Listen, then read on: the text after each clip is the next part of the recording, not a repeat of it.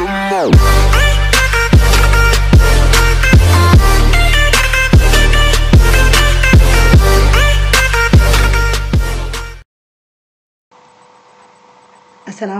warahmatullahi wabarakatuh. Selamat pagi anak-anakku semuanya. Selamat bertemu lagi dengan Putri Sartini dalam pembelajaran daring. Kali ini dalam menemani pembelajaran daring kalian, Ibu akan membahas tentang cerita pendek. Pengertian dari cerita pendek adalah, cerpen adalah singkatan kata dari cerita pendek, yaitu karangan pendek yang berbentuk prosa, yang mengisahkan sepenggal kehidupan tokoh yang penuh pertikan, peristiwa yang mengharukan dan tidak mudah dilupakan. Cerita pendek merupakan salah satu jenis karya sastra yang berbentuk prosa dan bersifat fiktif, yang menceritakan atau menggambarkan suatu kisah yang dialami oleh suatu tokoh secara ringkas disertai dengan berbagai konflik dan terdapat penyelesaian ataupun solusi dari masalah-masalah yang dihadapinya. Selanjutnya kita akan bahas tentang ciri-ciri daripada cerpen. Ciri-ciri daripada cerpen itu adalah alurnya lebih sederhana daripada novel. Jadi pada dasarnya cerpen dengan novel itu sama-sama karya sastra atau prosa ya. Tetapi kalau di dalam cerpen ciri yang utama ada alurnya lebih sederhana. Ciri yang kedua, tokohnya hanya sedikit. Jadi tokoh di dalam cerpen itu hanya sedikit, hanya 2 atau 3. Kemudian yang ketiga, latar hanya dilukiskan sesaat dan dalam lingkup yang relatif terbatas. Jadi di dalam cerpen itu latar tempat, latar waktu itu hanya pelukisannya hanya sesaat saja dan dalam lingkup yang relatif terbatas. Kemudian ciri yang keempat adalah terdiri atas 3 halaman sampai 10 halaman. Jadi ini hanya sedikit, berbeda dengan novel atau roman. Kemudian yang kelima, cerpen habis dibaca dalam sekali duduk. Jadi dalam membaca sebuah cerpen, itu kita bisa hanya membacanya dalam sekali duduk, dalam satu waktu. Itu sudah selesai. Berbeda dengan novel atau roman. Kalau novel atau roman, itu bisa kita bersambung, berseri, kita baca kembali, kita ulangi, kita lakukan bisa dalam 1 hari, 2 hari, atau 3 hari. Kemudian ciri yang keenam adalah di dalam cerpen itu hanya ada satu plot atau satu alur. Biasanya alur yang digunakan itu alurnya maju di dalam cerpen itu. Tapi tidak menutup kemungkinan nanti ada juga alur yang flashback. Tetapi rata-rata itu alurnya hanya satu alur ya. Hanya satu alur saja. Kemudian yang ketujuh ciri cerpen, watak dan tokoh diterangkan atau diceritakan secara singkat. Jadi watak atau tokoh dalam cerita itu diceritakannya hanya secara singkat saja, tidak secara gamblang seperti itu. Kemudian yang kedelapan, banyaknya tokoh itu terbatas atau kurang, jadi tidak hanya tidak banyak ya, seperti pada ciri yang kedua, tokohnya hanya sedikit. Oke, itu tadi adalah ciri-ciri cerpen. Bagaimana anak-anak sudah paham seperti ini ciri dari cerpen ini? Oke, kita lanjutkan ya. Kemudian kita lanjutkan ke tujuan dari cerpen ya. Tujuan dari cerpen. Tujuan dari cerpen itu ada 3. Yang pertama adalah pengembangan kreativitas dan ide. Apa itu pengembangan kreativitas dan ide? Yaitu adalah tujuan dari penulisan cerpen sebagai sarana untuk mengembangkan kreativitas dan ide. Banyak orang yang setuju bahwa menulis termasuk cara ampuh untuk melejitkan kreativitas dan merangkum segala ide yang muncul di kepala. Dan cerpen adalah salah satu hasil dari aktivitas menulis tersebut. Jadi anak-anak kalau punya ide di dalam kepala kalian, tuangkan dalam bentuk cerpen. Dengan menulis cerpen, kreativitas kita akan semakin terasah dan ide yang muncul tidak menguap begitu saja. Nah, ini dari tujuan dari cerpen itu ada pengembangan kreativitas dan ide. Yang kedua adalah pengungkapan perasaan penulis. Jadi di dalam cerpen itu adalah merupakan pengungkapan perasaan penulis.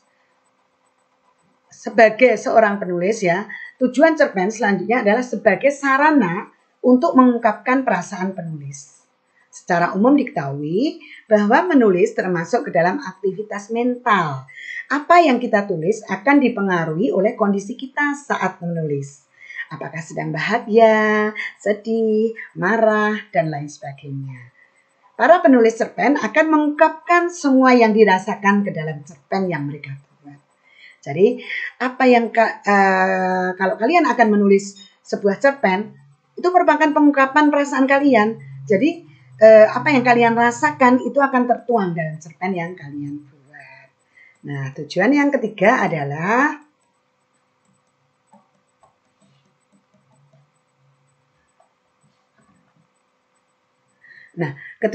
tujuan yang ketiga adalah penyampaian pesan atau amanat. Sama halnya dengan karya sastra yang lain, bahwa di dalam cerpen itu juga merupakan penyampaian pesan atau amanat. Tujuan cerpen yang terakhir adalah sebagai sarana untuk menyampaikan pesan atau amanat. Setiap cerpen pastilah memiliki pesan atau amanat yang hendak disampaikan kepada penulis. Namun biasanya pesan itu tidak disampaikan secara langsung atau tersurat.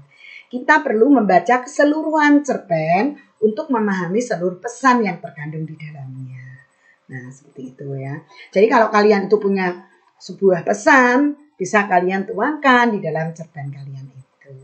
Oke, selanjutnya yang akan kita bahas adalah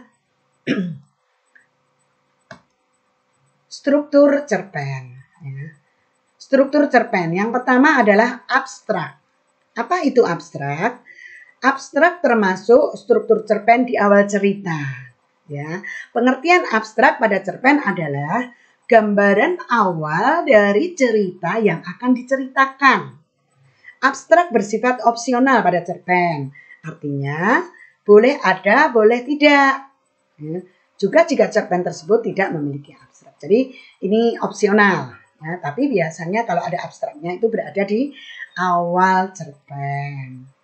Kemudian struktur yang kedua adalah orientasi. Orientasi adalah bagian abstrak. Ini bagian abstrak termasuk struktur cerpen di awal cerita. Pengertiannya, pada cerpen gambaran awal dari cerita yang akan diceritakan. Ya. Bagian pengenalan ya dalam orientasi ini. Kemudian selanjutnya bagian komplikasi. Ya. Bagian komplikasi adalah struktur teks cerpen, urutan kejadian yang dihubungkan secara sebab dan akibat. Karakter dan watak tokoh biasanya terlihat di struktur komplikasi ini yang menggambarkan plot cerita atau alur cerita.